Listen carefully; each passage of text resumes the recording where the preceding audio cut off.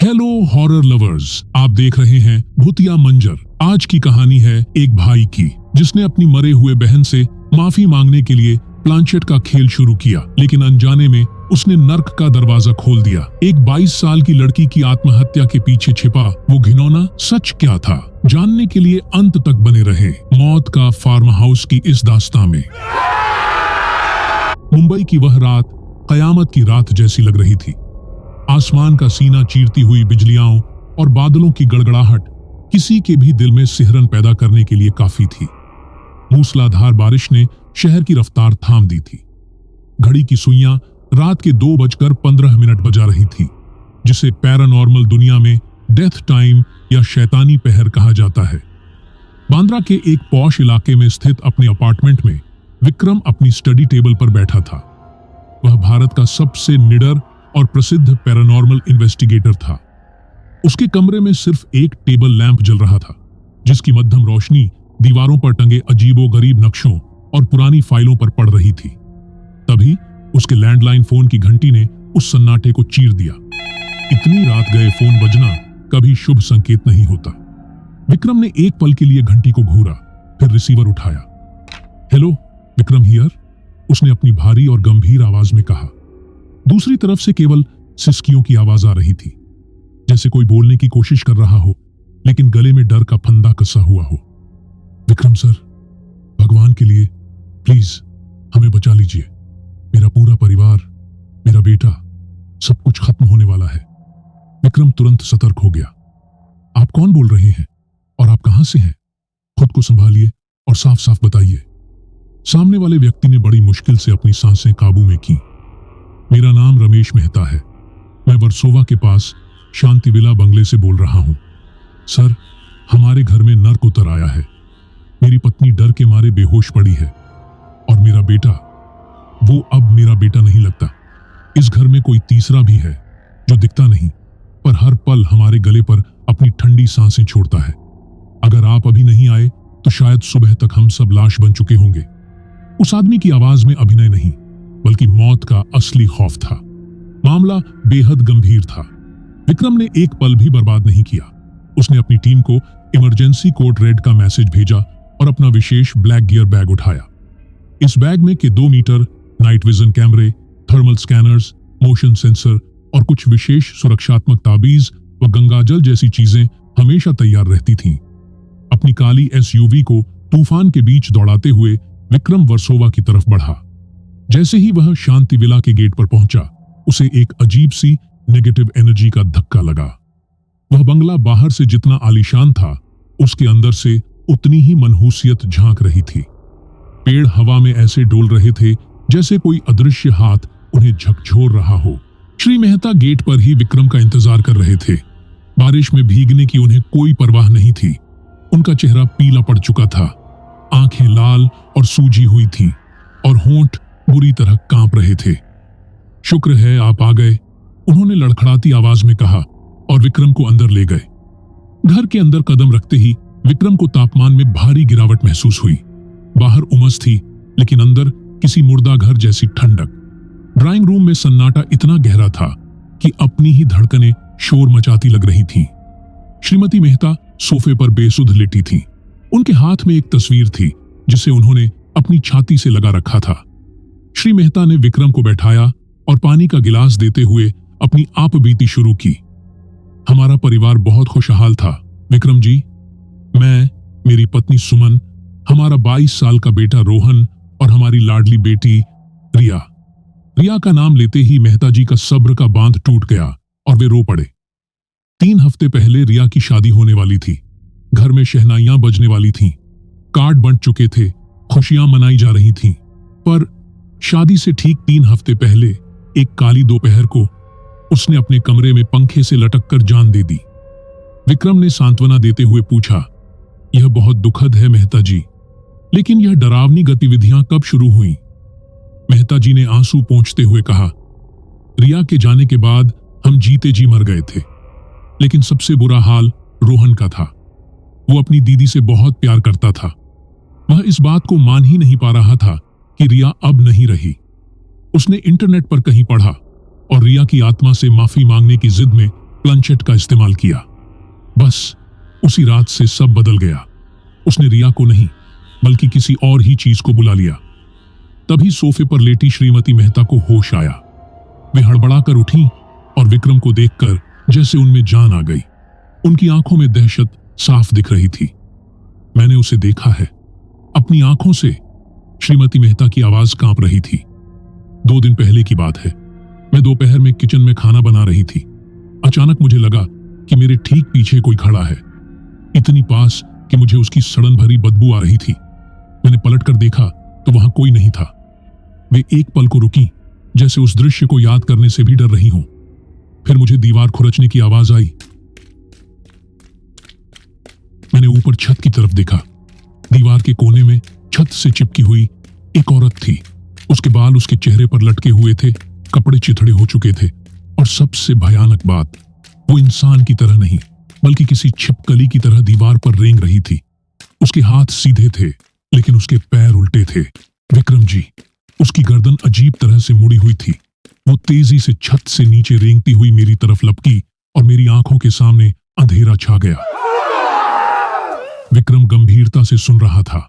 उल्टे पैर और दीवार पर रेंगना, यह किसी साधारण आत्मा का काम नहीं बल्कि किसी पिशाचिनी या बेहद क्रोधित प्रतिशोधी आत्मा का संकेत था। श्री मेहता ने आगे बताया, सिर्फ सुमन ही नहीं, मैंने भी महसूस किया है। कल सुबह मैं बाथरूम में शेविंग कर रहा था। शीशे पर भाप जमी हुई थी। अचानक शीशे में मुझे अपने पीछे शावर एरिया में कोई परछाई दिखी। मैंने शीशे की भाप पोंछी तो देखा कि एक कटा हुआ सिर बिना धड़ के बाथरूम के दरवाजे के नीचे से धीरे धीरे अंदर आ रहा था। उसका चेहरा सफेद था और आंखें पूरी काली। जैसे ही मैं चिल्लाया, वो गायब हो गया। हम इस घर में एक पल भी सुरक्षित नहीं है। और रोहन कहाँ है? विक्रम ने पूछा। रोहन? मेहता जी की आवाज धीमी हो गई। वह अपने कमरे में कैद है। वह अंधेरे में बैठा रहता है, दीवारों से बातें करता है। किसी को भी देखता है तो पागलों की तरह चीखने लगता है। उसे गहरा मानसिक ट्रॉमा लगा है। वो कहता है वो मुझे लेने आ रही है। विक्रम अपनी टीम और उपकरणों के साथ ऊपर की मंजिल की ओर बढ़ा, जहां रोहन का कमरा था। सीढ़ियां चढ़ते हुए विक्रम के हाथ में मौजूद के 2 मीटर की बत्तियां अचानक हरी से पीली और फिर नारंगी होने लगीं। हवा में सड़ते हुए मांस जैसी बदबू फैल गई थी। रोहन का कमरा अंदर से पूरी तरह अस्त व्यस्त था। वह बिस्तर के एक कोने में चादर ओढ़े कांप रहा था। उसकी आंखों के नीचे गहरे काले घेरे थे। विक्रम ने धीरे से कहा, रोहन, डरो मत, मैं तुम्हारी मदद करने आया हूं। लेकिन रोहन ने कोई जवाब नहीं दिया, बस शून्य में घूरता रहा। विक्रम ने कमरे की जांच शुरू की। उसने अपनी सबसे भरोसेमंद तकनीक बलून फॉर्मूला का इस्तेमाल करने का फैसला किया। उसने कमरे के चारों कोनों में और ठीक बिस्तर के बीचों बीच हीलियम गैस से भरे लाल गुब्बारे लगा दिए। इसके पीछे का विज्ञान यह था कि अगर कमरे की खिड़कियां दरवाजे बंद हों और फिर भी कोई गुब्बारा अपनी जगह से हिले या किसी विशेष दिशा में मुड़े, तो इसका मतलब है कि वहां मौजूद कोई अदृश्य शक्ति उसे छू रही है। इसके अलावा उसने कमरे में मोशन सेंसर्स और नाइट विजन कैमरे भी सेट कर दिए। सब कुछ शांत था। विक्रम ने सवाल पूछना शुरू किया, क्या यहां कोई है? क्या तुम रिया हो? तभी कमरे के बिल्कुल बीच में लगा लाल गुब्बारा अचानक जोर से हिलने लगा। कमरे में हवा का एक झोंका भी नहीं था, फिर भी गुब्बारा ऐसे नीचे दबा जैसे किसी ने उस पर अपना हाथ रखा हो। K2 मीटर की सुई अब लाल रंग पर स्थिर होकर बीप बीप करने लगी। माहौल तनावपूर्ण हो गया। अचानक रोहन, जो अब तक शांत था, जोर जोर से रोने लगा। आ गई, वो आ गई। मैंने कहा था ना, वो मुझे नहीं छोड़ेगी। उसी पल कमरे का भारी भरकम लकड़ी का दरवाजा एक जोरदार धड़ आवाज के साथ अपने आप बंद हो गया। कमरे की लाइटें जलने बुझने लगीं। कमरे का तापमान शून्य से भी नीचे जाता महसूस हुआ। तभी एक भयानक दृश्य दिखा। रोहन का शरीर अकड़ गया। उसकी रीढ़ की हड्डी एक अस्वाभाविक तरीके से मुड़ गई। उसका सिर पीछे की तरफ लटक गया और उसका मुंह इतना चौड़ा खुला कि लगा उसका जबड़ा टूट जाएगा। जब उसके हलक से आवाज निकली तो वह रोहन की नहीं थी। वह एक भारी, खुरदरी और गूंजती हुई मर्दानी आवाज थी।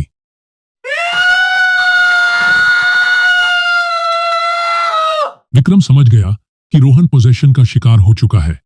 उस पर किसी और ने कब्जा कर लिया था। विक्रम ने अपनी जेब से रुद्राक्ष की माला निकाली और कड़े स्वर में पूछा, तुम कौन हो? तुम इस निर्दोष परिवार को क्यों सता रहे हो? तुम्हें क्या चाहिए? रोहन का शरीर झटके खाने लगा।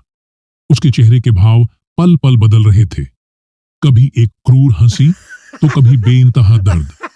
अचानक रोहन के चेहरे पर एक लड़की के रोने के भाव आ गए। अब आवाज बदल गई थी। यह रिया की आवाज थी। उन्होंने हमें धोखा दिया। रोहन के मुंह से रिया की सिसकियां फूट पड़ी। वो गंदा था, बहुत गंदा। कौन? किसने धोखा दिया? उस दिन क्या हुआ था रिया? विक्रम ने उस शक्ति से संवाद स्थापित करने की कोशिश की। अब कहानी रोहन के माध्यम से रिया की यादों के रूप में सामने आने लगी। कमरे की दीवारों पर जैसे वो दृश्य जीवंत हो उठे। आत्मा ने सुनाई कुछ हफ्ते पहले की घटना। रिया और उसका मंगेतर समीर, जो पिछले 4 सालों से एक दूसरे के प्यार में थे, शादी की शॉपिंग के लिए निकले थे। दोनों बहुत खुश थे। दोपहर का समय था और धूप तेज थी। शॉपिंग के बाद समीर ने सुझाव दिया, रिया, हम बहुत थक गए हैं। शहर के शोर से दूर पास ही हाईवे पर हमारा पुराना फार्म हाउस है। चलो थोड़ी देर वहां आराम करते हैं और फिर घर चलेंगे। रिया का मन नहीं था। उसे वह सुनसान जगह सुरक्षित नहीं लग रही थी। उसने मना किया, नहीं समीर, वहां कोई नहीं रहता, अच्छा नहीं लगता। लेकिन समीर ने उसे भरोसा दिलाया, अरे मैं हूं ना तुम्हारे साथ, हम बस आधा घंटा रुकेंगे। रिया मान गई। यही उसकी जिंदगी की सबसे बड़ी गलती साबित हुई। वे फार्म हाउस पहुंचे। वह जगह बेहद वीरान और घने पेड़ों से घिरी हुई थी। वहां देखभाल के लिए एक लड़का रहता था, जिसका नाम रघु था। रघु की आंखें अजीब थीं। उनमें एक भूखापन था जो रिया को असहज कर रहा था। समीर और रिया एक कमरे में आराम करने चले गए। बातों बातों में वे दोनों भावुक हो गए। शादी करीब थी, प्यार गहरा था और उस एकांत में वे एक दूसरे के बेहद करीब आ गए। शादी से पहले ही उनके बीच शारीरिक संबंध बन गए। उन्हें लगा कि वे उस चारदीवारी में अकेले और सुरक्षित हैं, लेकिन वे गलत थे, बहुत गलत। कमरे की खिड़की की झिड़ी से रघु अपने मोबाइल फोन में सब कुछ रिकॉर्ड कर रहा था। जब वे दोनों जाने के लिए तैयार हुए तो रघु दरवाजे पर आकर खड़ा हो गया। उसके चेहरे पर एक शैतानी मुस्कान थी। उसने अपना फोन हवा में लहराया और वह वीडियो चला दिया। रिया के पैरों तले जमीन खिसक गई। समीर गुस्से से आगे बढ़ा, तेरी हिम्मत कैसे हुई? फोन दे मुझे। रघु ने पीछे छिपाया हुआ लोहे का रॉड निकाला और पूरी ताकत से समीर के सिर पर दे मारा। समीर लहूलुहान होकर वहीं गिर पड़ा। रिया की चीख उस सन्नाटे में दब कर रह गई। रघु ने समीर को रस्सियों से बांध दिया। फिर वह रिया की तरफ मुड़ा। अगर तुमने शोर मचाया तो यह वीडियो अभी के अभी इंटरनेट पर होगा। तुम्हारी शादी, तुम्हारे माँ बाप की इज्जत सब 2 मिनट में खाक हो जाएगी। उसने धमकी दी। रिया गिड़गिड़ाती रही। उसके पैर पकड़ लिए। भैया ऐसा मत करो, जो चाहिए ले लो, पैसे, गहने, पर मेरी इज्जत मत उछालो। लेकिन रघु एक सामान्य इंसान नहीं था। वह एक साइकोपैथ और दरिंदा था। वह बाइसेक्सुअल था, जिसे पुरुष और स्त्री दोनों में दिलचस्पी थी। उसकी हवस सिर्फ पैसों की नहीं थी। उसने रिया को ब्लैकमेल किया। अपनी और अपने परिवार की इज्जत बचाने की खातिर रिया ने अपनी रूह को मार डाला और उस दरिंदे के सामने घुटने टेक दिए। लेकिन उस हैवान का मन नहीं भरा। जब समीर को होश आया तो उसने उस घायल लड़के को भी नहीं बख्शा। उसने बारी बारी से दोनों के साथ वो घिनौना कृत्य किया जिसे शब्दों में बयां नहीं किया जा सकता। जाते जाते रघु ने धमकी दी, अगर पुलिस के पास गए तो वीडियो वायरल कर दूंगा, मुंह बंद रखना। रोहन, रिया की आत्मा, अब फर्श पर लेटकर पागलों की तरह चिल्ला रहा था। मैं वो जिल्लत कैसे बर्दाश्त करती? समीर मुझसे नजरें नहीं मिला पा रहा था। उस वीडियो का डर मुझे हर पल मार रहा था। मुझे लगता था रघु मेरे बिस्तर के नीचे है, पर्दे के पीछे है। मुझे लगा मेरे मरने से यह राज दफन हो जाएगा, इसीलिए मैंने खुद को खत्म कर दिया। उसकी आवाज भारी हो गई, पर मरने के बाद भी शांति नहीं मिली। मेरा गुस्सा, मेरी नफरत, मेरा दर्द और वो जगह, उस फार्म हाउस की काली मिट्टी ने मुझे यहां खींच लिया। मुझे इंसाफ चाहिए, उस राक्षस को सजा चाहिए। विक्रम समझ गया कि यहां सिर्फ रिया की आत्मा नहीं, बल्कि उस घिनौने अपराध से पैदा हुई नकारात्मक ऊर्जा का एक दानव भी मौजूद था। विक्रम ने तुरंत गंगा जल और सेंधा नमक का घेरा बनाया। उसने रोहन के माथे पर विभूति लगाई। रिया सुनो, तुम्हारे माँ बाप और भाई निर्दोष हैं, उन्हें सजा मत दो। असली अपराधी को सजा मैं दिलवाऊंगा, ये मेरा वादा है। अब तुम्हें जाना होगा, इस अंधेरे को छोड़ दो। विक्रम ने जोर जोर से मंत्रोच्चारण शुरू किया। कमरे में भूचाल आ गया, गुब्बारे एक एक करके फटने लगे, कमरे का फर्नीचर हवा में उड़ने लगा। रोहन हवा में कुछ इंच ऊपर उठा, एक आखिरी दिल दहला देने वाली चीख मारी और फिर धड़ाम से बिस्तर पर गिर गया। धीरे धीरे कमरे का तापमान सामान्य होने लगा, लाइटें स्थिर हो गईं, सन्नाटा छा गया। अगली सुबह का सूरज बादलों के पीछे से झांक रहा था। रोहन को होश आ चुका था। वह कमजोर था, लेकिन अब उसकी आंखों में वह काला साया नहीं था। विक्रम ने पुलिस कमिश्नर, जो उसके पुराने मित्र थे, को फोन किया और फार्म हाउस की लोकेशन दी। साथ ही वह गुप्त जगह बताई जहां रघु सबूत छिपा सकता था। पुलिस की एक स्पेशल टीम ने वहां छापा मारा। रघु वहीं फार्म हाउस पर काम कर रहा था, बेखौफ। पुलिस ने तलाशी ली और उसका लैपटॉप व फोन बरामद किया। उसमें रिया और समीर का वीडियो तो था ही, साथ ही कई और मासूम जोड़ों के वीडियो भी मिले जिन्हें उसने अपना शिकार बनाया था। वह एक सीरियल रेपिस्ट और ब्लैकमेलर था। पुलिस ने उसे मौके पर ही गिरफ्तार कर लिया और ऐसी धाराओं में बुक किया कि उसकी पूरी जिंदगी जेल में सड़ते हुए बीतेगी। जब यह खबर टीवी पर आई तो मेहता परिवार रो पड़ा, लेकिन यह आंसू सुकून के थे। उन्हें पता चल गया था कि उनकी बेटी कायर नहीं थी, उसने अपनी इज्जत बचाने के लिए जान दी थी। रिया की आत्मा को अब शांति मिल चुकी थी। उस घर में फिर कभी कोई परछाई, कोई रेंगती हुई औरत या कटा हुआ सिर नहीं दिखा। विक्रम ने अपना गियर बैग उठाया। मेहता जी ने हाथ जोड़कर उसका धन्यवाद किया। विक्रम ने गाड़ी स्टार्ट की और शीशे में पीछे छूटते हुए घर को देखा। वह जानता था कि भूतों से लड़ना आसान है, क्योंकि वे सिर्फ डराते हैं, लेकिन इंसानों के अंदर छिपे हैवान जो हंसते खेलते परिवारों को तबाह कर देते हैं, उनसे लड़ना सबसे मुश्किल है। एक और केस फाइल बंद हुई, लेकिन विक्रम के दिल पर एक और बोझ बढ़ गया। तो दोस्तों, ये था मौत के फार्म हाउस का खौफनाक सच। याद रखिए, कभी कभी अनजान जगहों पर रुकना आपकी जिंदगी की आखिरी गलती बन सकती है। अगर इस कहानी ने आपकी रातों की नींद उड़ाई हो तो वीडियो को लाइक करें और ऐसी ही सच्ची और डरावनी कहानियों के लिए सब्सक्राइब करें भूतिया मंजर को। मिलते हैं अगले एपिसोड में एक और खौफनाक मंजर के साथ। तब तक के लिए सतर्क रहें, सुरक्षित रहें।